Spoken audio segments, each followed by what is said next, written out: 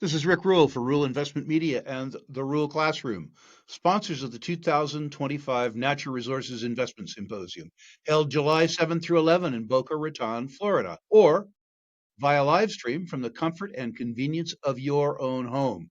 A few things you need to know about the conference, the most important of which is that we're going to give you between 50 and 55 hours of valuable but intensive programming over 4 days, more than you can possibly absorb. To that end, the conference tapes will be available for you for a full year after the conference, and discussion groups at the Rural Classroom will allow you to compare notes with other attendees for a year. Further to that end, we are interviewing every single exhibitor and most of the speakers before the conference. Familiarize yourself with the exhibitors, reach out to those who are of before the conference so that you can allocate the time that you spend at the conference most efficiently and allocate your investments with the most possible knowledge. Further to that, every single public company exhibitor at our conference has their shares owned by the conference sponsors. While sadly, the fact that I own shares is no guarantee that they go up, there is a guarantee that unlike any other investment conference on the planet, every single exhibitor has been vetted. In truth, we turn down more exhibitors than we admit. So let's get on with the process, ladies and gentlemen. Today, I have the distinct pleasure of interviewing a gentleman who I have known for a very long time. The tendency for both of us is to refer to us as old friends, but that's demeaning. Rob, let's start, for those who are new to the mining business, with you telling us what you've done in the past and why we should care about your answers to the nosy questions which will follow. Certainly, Rick. Well, let me take everyone back a long way. My father was in the investment industry, and when I was a young lad, around the dining room table, we talked about investing in gold. He put all his clients into gold shares and gold bullion in the mid 60s. And so I was infused with this thought that gold is ultimate form of money or wealth, and that everybody should have some because governments are irresponsible. He had me charting stocks when I was 12 and buying stocks thereafter. I graduated from college, worked in the investment industry as an analyst, into sales, ultimately into portfolio management. My father had a brokerage firm. I worked with it, went back to school, grad studies, worked for Merrill Lynch for a couple of years in Toronto and New York, then went back and bought my father's firm and ended up as a portfolio manager, closed-end funds and mutual funds. And then one point I thought there's some people get really excited about this industry, and I watch people coming in, they make a discovery and they'd hit a home run. And I said, well, let's give it a try. And I jumped into a hostile takeover bid as a white knight. That means supporting management, and ended up building a company called Gold Corp. And we went from 50 million market cap to 8 billion plus. And then I stepped away and said, let's try it again. And I kept investing in juniors. I'd buy 10 to 30% of a junior. I'd say, I don't want to be on the board, but I wanted to control decisions with respect to joint ventures or sales of certain assets. Because I felt some of these guys, they were good at finding deposits, but it seemed like they didn't take math in school. And sometimes they didn't know how to value their companies. Um, so I just wanted to have a hold on that they didn't do that again. Um, so, and now running McEwen Mining, and we're listed on New York and Toronto. New York is our biggest trading venue. Um, and we have 3 operating gold mines and a very large copper deposit. So let's talk about more about that. Your commitment to your company is certainly evident, given that you call it McEwen Mining. It's not as though you're a fading light around McEwen Mining. Let's talk something first of all about the operating mines. Take us through them. Take us through what you think they're worth. Take us through what the market cap of McEwen Mining is, and then we're going to move on to the copper asset. All right. Um, you just talked about commitment. I'll just dwell on that for one moment. Um, My salary is $1 a year. I have, between McEwen Mining and McEwen Copper, I have over $200 million invested personally. And I own 17% of the company.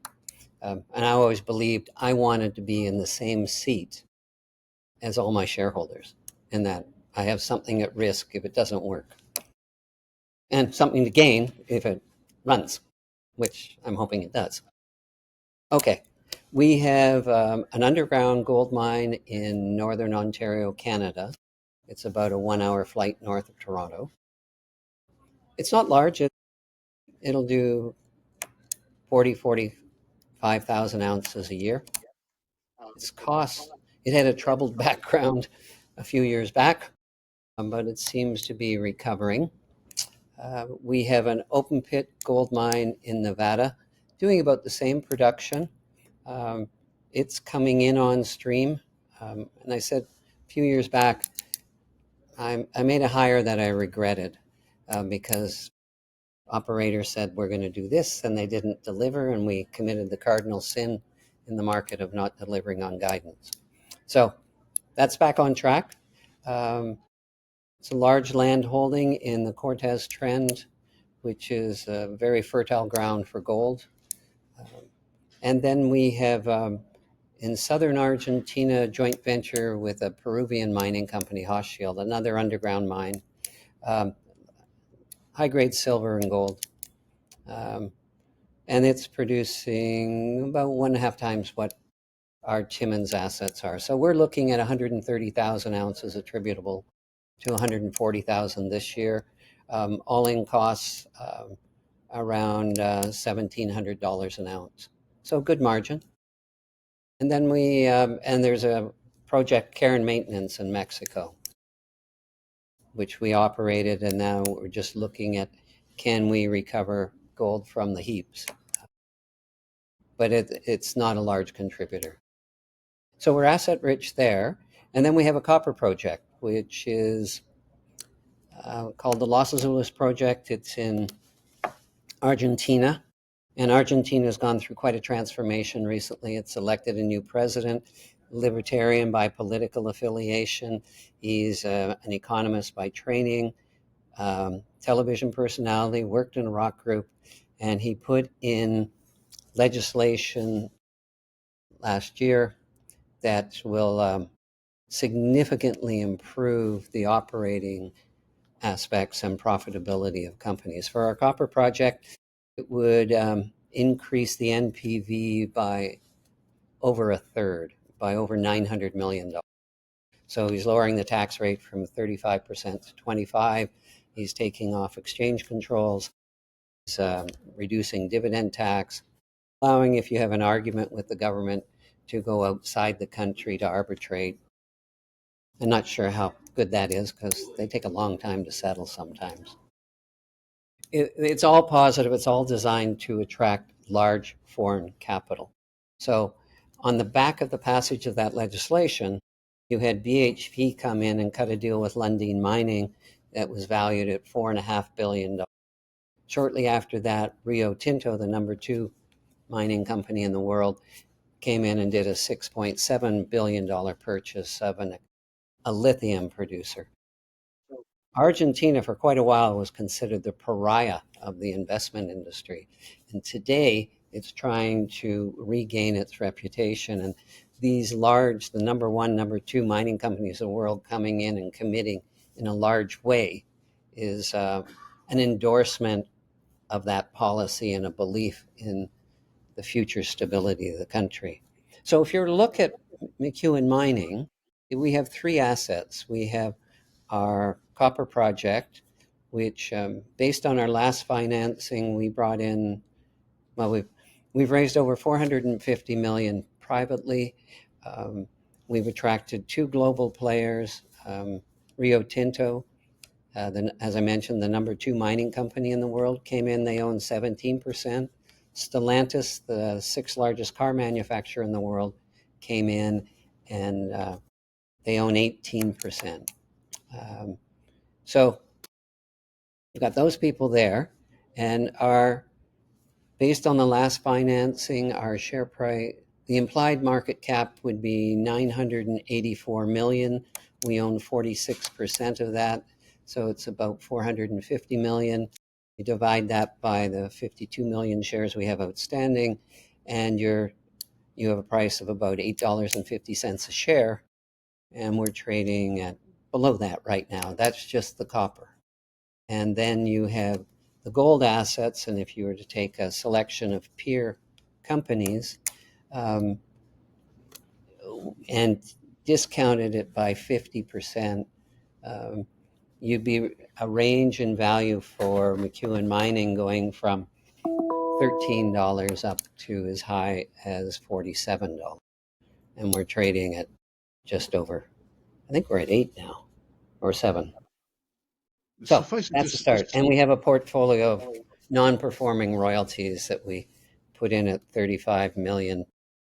One of them is a 1.25% royalty on Los Azules, which would generate at $3.75 a share, would generate over $450 million in revenue over the 27-year life modeled for Los Azules.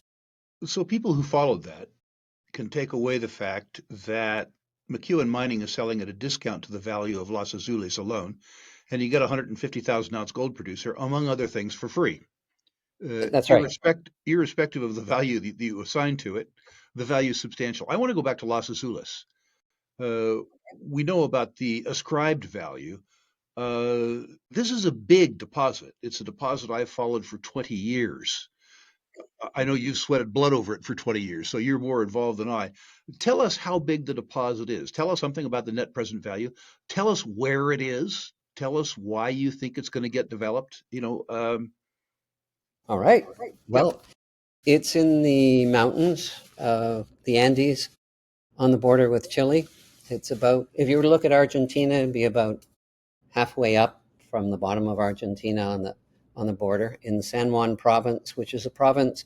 Pascalamo is there, Valadero, two big barrack mines, Glencore's in there, you heard BHP's in there. There's a number of copper projects. So it's at 10,000 feet up to about 13. It's in a rain shadow, and contains right now, based on the last published resource, uh, 37 billion pounds of copper. There is small amounts of gold and silver. We're going to be using a heap leach process, or at least that's the plan right now. So we wouldn't be recovering those byproducts, but as it's modeled, it would be producing copper at less than $1.10 a pound. Copper is over $4, so you're looking at a profit margin of about 75%. It's a long life asset. We've modeled it right now for approximately 27 years, and that's only mining 40% of the resource that we've drilled off. So there's room to grow that. We're working with Rio Tinto, their technology arm, and they have a process. They feel they can get mill grade recoveries from the primary copper. But that's many years away right now. We also have done exploration and found within where the mine is, we've found mineralization, or where the deposit is, extending to the north, south, and at depth. So we think that can grow. But then 3 kilometers away, we found another porphyry. We've identified 3 other porphyries occurrences that need exploration to bring them on stream, but copper oxide, the same veining, same setting. So we're optimistic. This is going to be a multi-generational asset, producing approximately 400 million pounds of copper a year. So you're looking at about a $1.6, $1.7 billion revenue, and your costs are a quarter of that. So it's important for people to understand that this is a profound copper deposit. Uh, Big. I think it's important for people to understand too that this isn't just Rob McEwen saying so, that Rio Tinto has said so. They didn't charge you an analyst fee. Rather, they wrote you a check, which is the most profound form, I would Yes. suggest, of acceptance. And uh, while production may be a ways away, it's important to note that even at its current ascribed value, it's selling at a discount to NPV. And on top of that, if you subtract that from McEwen's market cap, you get a 150,000 ounce gold producer for free. Is that an adequate summary? It's a very good one. I'll hire you. I'm cheap. So, for those of you, ladies and gentlemen, who are interested in McEwen mining, for those of you who like the value proposition of a 150,000 ounce gold producer for free, run by a guy who took a company from 50,000, pardon me, $50 million to $8 billion, now part of Newmont.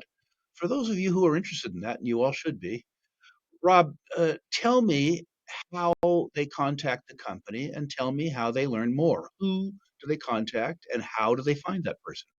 All right. Well, they could call me directly, or they could call Stefan Spears, who's head of corporate development. Our telephone number 416 258 0395, or you could email. I don't have, and I'm just Rob at McEwen Mining, MCEWEN.com, or Stefan Spears. And if you just give me a moment, he is Stefan, STEFAN, at McEwenMining.com. And we'd be happy to entertain any of your questions and comments. Rob, I note that you will also be in our Living Legends group at the Rural Symposium. Living Legends is reserved for people who have participated in several discoveries that have selfishly made me money. So thank you for making me money in the past. Thank you too for your ongoing sponsorship and support of the Natural Resources Investment Symposium. Albert and I look forward to hosting you in Boca Raton. I'm looking forward to seeing you down there. Um, just on Los Azules, if I may, Please. um, if you look at the deal, I don't know why there's an echo, um, that BHP did with Lundin, if you look at the size of the resource, we're half the resource, and based on the last financing, we're trading, the implied value is 1/5 the value of that deal. We're at a lower altitude. They're about 1,000 meters higher, and Filo del Sol, which is the really hot deposit, um, the top end of it is Base Camp Everest.